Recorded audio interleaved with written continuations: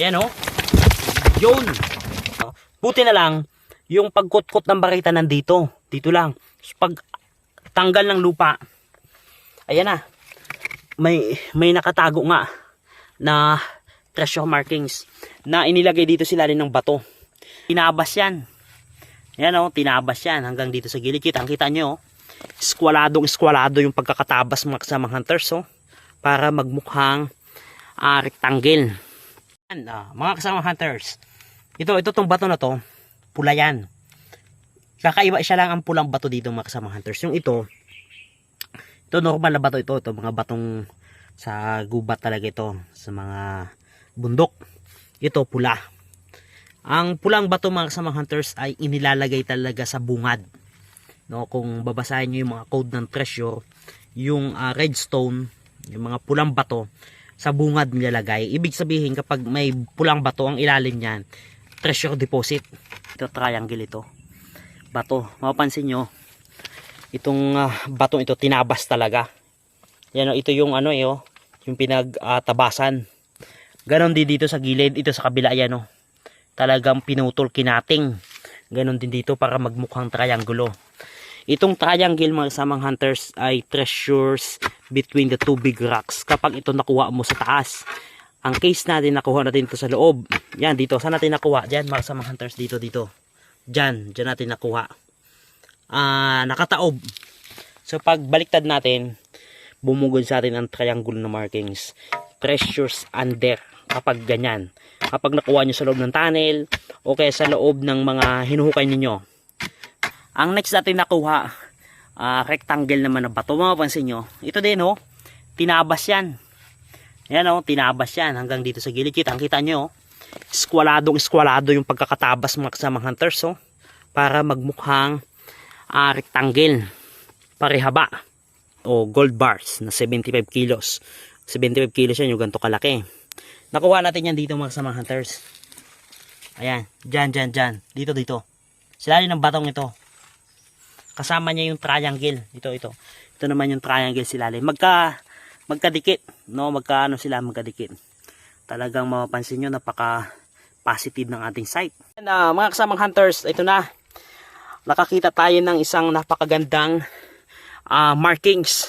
Ayan o. Kulay puti. Sa unang tingin ko pa lang, mangkok na mga kasamang hunters na nakataob. Kasi dito tayo nagki-clearing tayo dito kanina. Yan, nagki-clearing tayo dito. Yung rectangle na bato, yung mahaba na para siyang gold bars na pang 75 kilos, yung bato na yon, dito natin nakuha.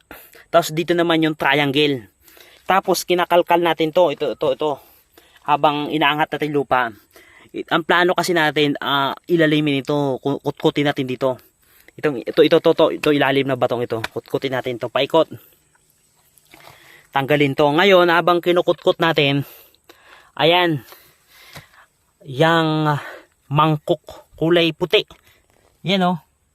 Sa obserbasyon ko, mangkok na nakataob. Kung inyong makapansin o. Buti na lang, yung pagkutkot ng barita nandito. Dito lang. Pag tanggal ng lupa, ayan na. May nakatago nga na treasure markings na inilagay dito sila rin ng bato. Ang tansya namin, itong batong ito mga kasamang hunters, siguro, ito kasi tambak lahat yan eh. Yan ang treasure natin simula sa taas na yan. Pagdating sa lupa, yan. Pagdating dito sa level na ito, bato na. Hanggang dito, paikot na yan, bato na yan. Yan, para papakita ko lang sa inyo mga kasamang hunters yung structure ng ating treasure ito. Kasi ito pulang bato, kakaiba talaga ito.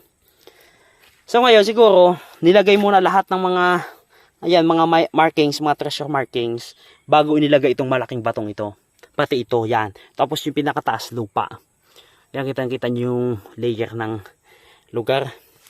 Tapos, sino mag-akalang meron nandyan.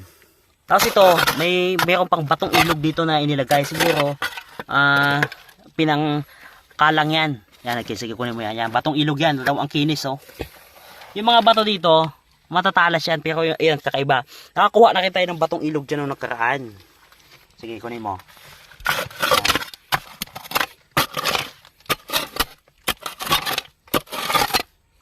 Yan o. Talaga naman. Napaka-solid mga kasama hunters ng ating operation na ito.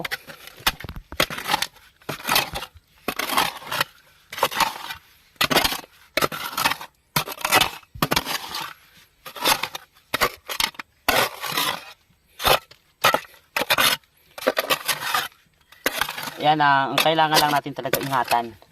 Kasi minsan katulad ng isang nakaraan, nabasag talaga. Tinamaan ng bareta. Ngayon, medyo dinadahan-dahan lang natin. Kunin mo muna yung bato dahil sa taas, baka bumagsak kasi. Ano, matigas? Matigas. Di kaya. Ay, mga batong ilog eh. Ayan, oh. Talaga nga kalang. Akala ko nagiging peligro. Okay lang kasi kala ko matatanggal eh. Matigas pala siya mga kasamang hunters. Ayan, oh, kinaalang talaga ng bato sa gilid, oh, para hindi gumalaw. Ayan, oh.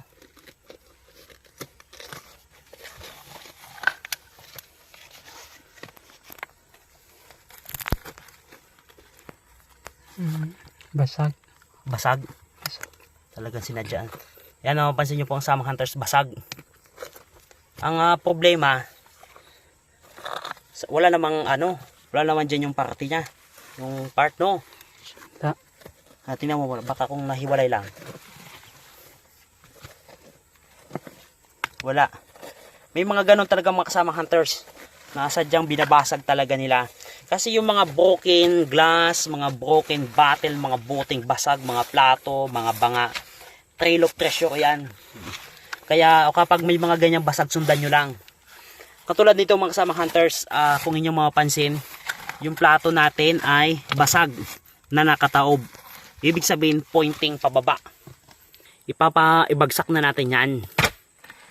Magiging banta kasi nung kapag naghukay tayo dito, nagiging banta siya. Umuulan, malambot ang lupa. Tambak tong area na to. Kaya mapapansin nyo, tambak yan eh. Kaya itumba na natin, ipindaw na yan. Sige. Ayan, oh. Yun. Kitang-kita nyo po mga kasamang hunters, oh. Yung itsura pala ng batong ito. Ayan, oh. Tinabas. Talagang marking siya, pero markings at the same time stone trap. Itong isa-isa pa. Delikado ba yan? Malaki. Ha? Di kayang itumba? Subukan mo. Hindi naman. Di kaya? Sagin.